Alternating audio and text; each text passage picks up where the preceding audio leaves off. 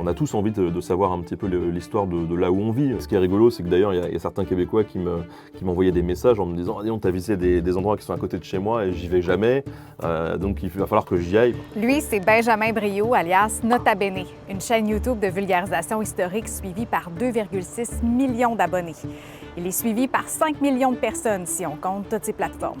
On va faire 2 reportages, un sur l'histoire de la ville de Québec et un autre sur finalement la construction de l'identité québécoise. Donc c'est 2 scripts vraiment passionnants qui vont nous emmener un petit peu dans tous les quartiers de Québec. Et puis qui me touche un peu parce que je viens de Tours en France et il faut savoir qu'une des fondatrices de la ville de Québec, Marie Aiguillard, était originaire en fait de Tours. Donc je vais commencer l'épisode chez moi à Tours et je vais le finir ici. C'est une histoire qui est assez passionnante que celle de l'Amérique du Nord parce qu'on a forcément pas mal d'enjeux coloniaux déjà. Il y a une influence française aussi avec les Basques, avec les Bretons qui sont arrivés de ce côté-ci de l'Atlantique. C'est vraiment intéressant de pouvoir se plonger dans cette histoire qu'on méconnaît quand même beaucoup en France, je trouve. Et j'ai découvert certaines histoires comme celle du Val-Jalbert que je ne connaissais pas.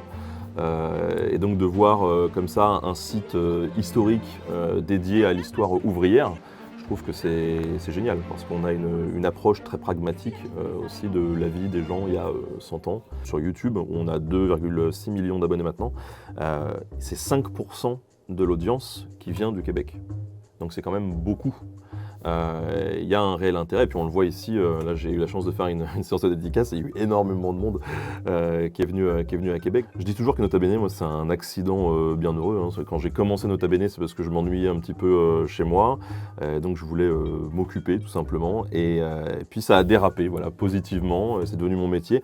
Mais quand je me suis lancé, il y avait très très peu de personnes qui en vivaient, et pour moi c'était même pas concevable dans mon esprit que ça se transforme juste en mon métier. Et aujourd'hui, près de 11 ans après, je suis encore plus étonné de voir que Nota Bene, c'est près de 5 millions de personnes sur tous les réseaux sociaux qui suivent les émissions. C'est 10 salariés à temps plein, entre 25 et 40 auteurs à l'année, des historiens, des archéologues qui travaillent sur le fond des émissions. Donc c'est quand même une grosse machine. Moi, si j'ai choisi l'histoire, c'est parce que l'histoire, elle touche à absolument toutes les thématiques en fait. On peut faire de l'histoire culturelle, politique, sociale, scientifique, économique. Peu importe notre passion dans la vie et nos centres d'intérêt, on peut le raccrocher à l'histoire. Et je pense que depuis quelques années maintenant, on a une vision globale de l'histoire qui commence à s'élargir. Les gens commencent à comprendre que l'histoire, ça touche à tout. J'ai plein de projets. Donc là, on a fait effectivement un gros livre sur les Vikings, les samouraïs, les pirates. Bientôt, je vais faire les chevaliers. Peut-être qu'un jour, ça sera la Nouvelle-France. Voilà.